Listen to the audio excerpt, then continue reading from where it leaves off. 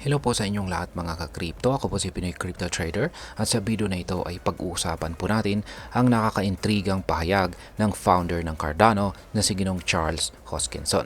Ayon sa kanya, ang taong 2025 ang magiging taon ng malaking pag-angat ng cryptocurrency. Pero bakit niya ito nasabi?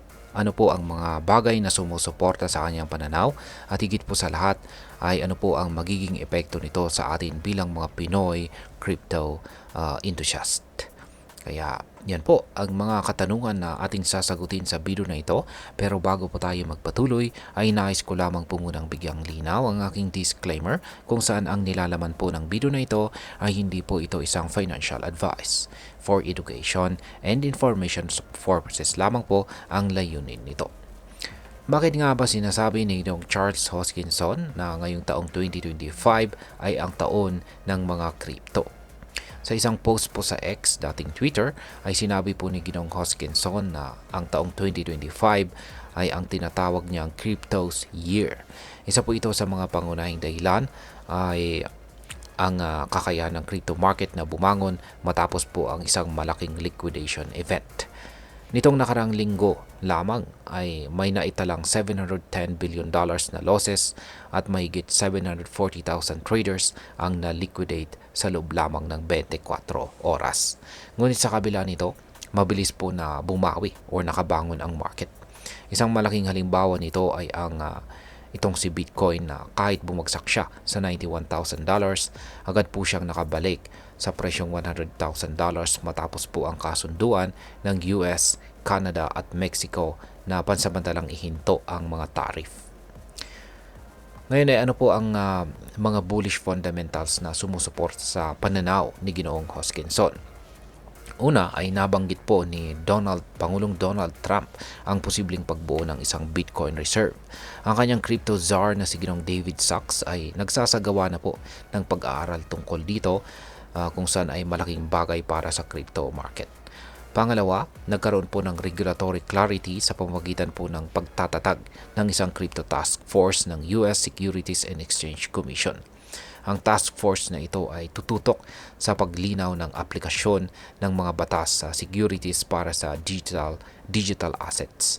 Ikatlo ay nagbigay din ng positibong komento si Ripple CEO Brad Garlinghouse tungkol sa mga hakbang para magkaroon ng malinaw na batas para sa cryptocurrency. Nabanggit din ang paglalathala ng Genius Bill ng senador na si Bill Hagerty kung saan ay may layuning i-regulate ang mga stable coins.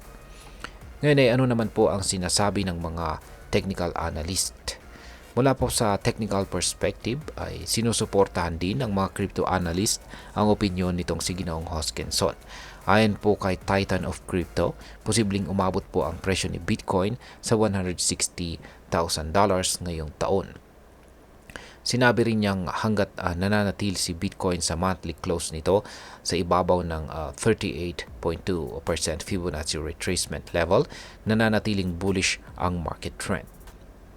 At ngayon ay ano naman ang maaaring maging epekto nito para sa atin bilang mga Pinoy crypto enthusiast. Ayan, kung tama po ang prediction ni Ginong Hoskinson at mga analyst, malaking oportunidad po ito para sa atin bilang mga Pinoy crypto traders at investors. Una, maaari pong tumaas ang halaga ng ating mga holdings, yan, or mga cryptocurrency holdings kung ngayon pa lang tayo ay nag-iipon ng mga solid crypto assets tulad po ng Bitcoin at Cardano, maaaring makuha po natin ang maximum na gain sa hinaharap. Pangalawa, magiging mas malinaw po ang regulasyon sa cryptocurrency. Hindi lamang po sa US kundi posibleng pati na rin dito sa Pilipinas. Kapag may malinaw na mga patakaran, mas magiging ligtas at maayos ang pagpasok ng mga bagong investors sa market. Pangatlo, posibleng magkaroon ng mas maraming innovation sa crypto space. Ito ay magbibigay po ng mas maraming kita at oportunidad sa mga negosyante at mga developer na nakatuon po sa blockchain technology. At bilang panghuli ay ano naman ang aking masasabi tungkol dito?